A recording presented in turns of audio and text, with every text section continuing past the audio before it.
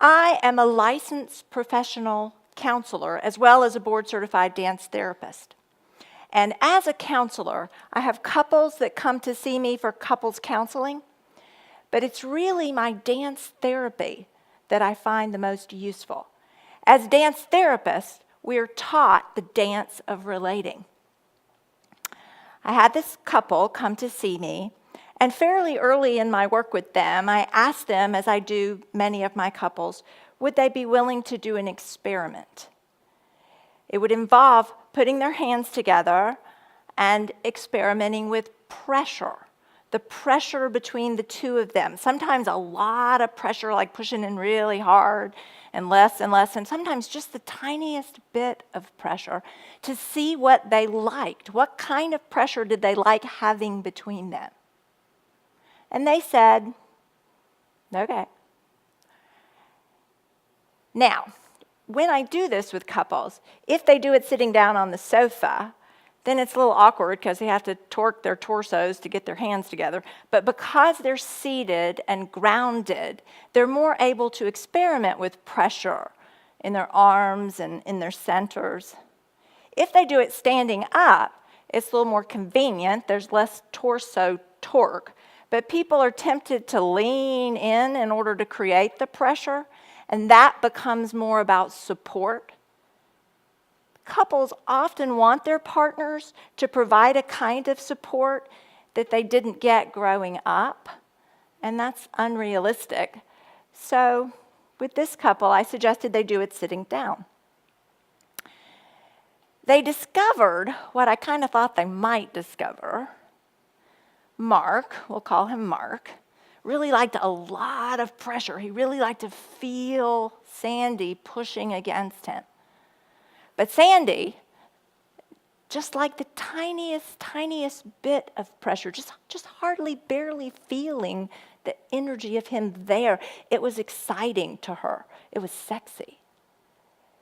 And this difference in pressure preference made them sad.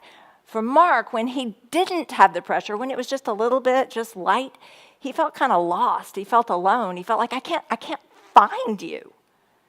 And for Sandy, when it was this hard pressure, she just felt overwhelmed. So they went home that day feeling kind of hopeless, this exercise exemplifying a lot of the issues that brought them into therapy in the first place. The next day, the next session, when they came in, I suggested that they might want to experiment with reach, grab, pull. I was thinking particularly about Sandy because she was feeling pretty upset, kind of annoyed. It didn't seem to her like Mark could sense her, could know her, could appreciate her. And I told them that this reach, grab, pull can turn into alternate-handed push, which is more about negotiation than the double-handed push, which is about boundary setting. And that's exactly what happened. They started pushing and pulling, and in playing around with this and experimenting with it, Sandy's hand ended up moving higher so that her hand and his hand fit together like puzzle pieces. And this was very satisfying for both of them.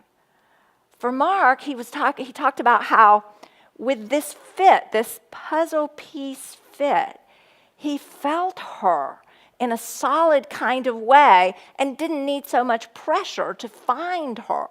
And for her, the fact that he didn't need so much pressure was very comforting. So this was a powerful experience for them.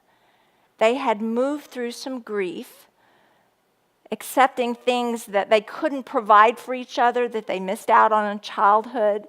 Mark couldn't just sense what Sandy needed and adapt to that. Sandy couldn't provide a pressure that could be his container.